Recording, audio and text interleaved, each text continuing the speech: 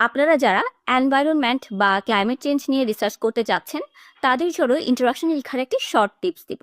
আমরা অনেকেই ইন্ট্রোডাকশন কিভাবে লিখতে হয় সেটা কিন্তু প্রপার বুঝি না, অর্থাৎ কোন কিভাবে আমরা ধাপে ধাপে শুরু করব সেটা আমরা বুঝি না।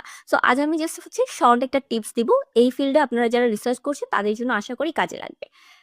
একটি ভালো ইন্ট্রোডাকশন মানেই কিন্তু একজন রিডার আপনার যে পেপারটা সেটা পড়ার 50% আগ্রহ বেড়ে যায়। সো আপনি যত ভালোভাবে একটা রিসার্চ ব্যাপারে ইন্ট্রোডাকশন লিখতে পারবেন, একজন রিভিউয়ারকে আপনার সেই ইন্ট্রোডাকশনটাই কিন্তু ওই পেপারটা পড়ার জন্য উদ্বুদ্ধ করবে। এই ক্ষেত্রে আপনারা আমি যে ফ্লোটা বলবো সেটা ফলো করতে পারেন। প্রথমত আপনারা ওয়ার্ল্ড ওয়াইড কনটেক্সট দিন, অর্থাৎ আপনি যে বিষয় নিয়ে কাজ করছেন বা আপনার যে টপিক, যে সমস্যাটা নিয়ে আপনি কাজ করছেন সেটা ওয়ার্ল্ড ওয়াইড কতটা গুরুত্বপূর্ণ, অর্থাৎ সেটার অবস্থানটা, ওয়ার্ল্ড ওয়াইড অবস্থানটা ব্যাখ্যা করুন। এরপর আপনি যেটা করতে পারেন, এশিয়া প্যাসিফিক, আই মিন আপনি যে মহাদেশে আছেন, আপনি ধরেন এশিয়া মহাদেশের কেউ একজন, তাহলে এশিয়া মহাদেশের, লাইক আমরা বাঙালি, তাহলে ডেফিনেটলি আমি এশিয়া মহাদেশের অন্তর্ভুক্ত। এশিয়া মহাদেশে এই প্রবলেমটা কতটা গুরুত্বপূর্ণ এটা ফিগার আউট, এটা লিখেন। তাহলে যেটা হবে আপনার হচ্ছে আস্তে আস্তে এটা গ্লোবাল থেকে রিজিয়নের দিকে হচ্ছে ফিগার আসবে, অর্থাৎ একটা সুন্দর ট্রানজিশন শো করবে, গ্লোবাল দেন হচ্ছে আপনি রিজিওনাল আসলেন।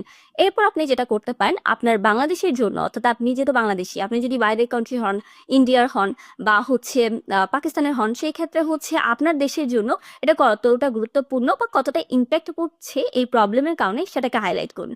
তার মানে আমরা কি বললাম, প্রথমে ওয়ার্ল্ড ওয়াইড, এরপর হচ্ছে আমরা দিব এশিয়া প্যাসিফিক, অর্থাৎ হচ্ছে গ্লোবাল থেকে আমরা রিজিয়নের দিকে আসবো, এরপর আমরা বাংলাদেশের জন্য দেবো। অ্যান্ড দ্য লাস্ট ওয়ান, আপনার স্টাডি এরিয়া, আপনি যে স্টাডি এরিয়া নিয়ে কাজ করছেন সেই স্টাডি এরিয়াতে এই প্রবলেমটা কতটা গুরুত্বপূর্ণ বা এই প্রবলেমের অবস্থানটা কি সেটাকে আপনি হাইলাইট করুন। সো এভাবে কিন্তু আমরা global, world wide, I mean global বলতে ওয়ার্ল্ড ওয়াইড, এরপর হচ্ছে আপনি এশিয়া, দেন বাংলাদেশ, দেন হচ্ছে আপনি স্টাডি এরিয়ার জন্য একটা সুন্দর ক্রনোলজিক্যালি আপনার ইন্ট্রোডাকশনটা লিখতে পারেন। ও আরেকটি গুরুত্বপূর্ণ বিষয়, এখানে কিন্তু সাইটেশন দিতে ভুলবেন না। যত ভালো সাইটেশন তার মানে হচ্ছে আপনার কাজটা তত বেশি হচ্ছে বিশ্বাসযোগ্য।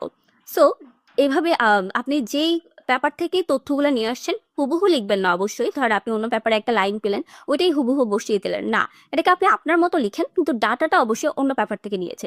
এই কারণে আপনাকে ওখানে একটা সাইটেশন অ্যাড করতে হবে। সো এই ছোট টিপসটা আশা করি মনে রাখবেন। এর পরবর্তী ভিডিওগুলোতে আমি আপনাদেরকে এম কিভাবে লিখতে পারেন, অবজেক্টিভ কিভাবে লিখতে পারেন সেটাকেও বুঝাবো। ধন্যবাদ সবাইকে।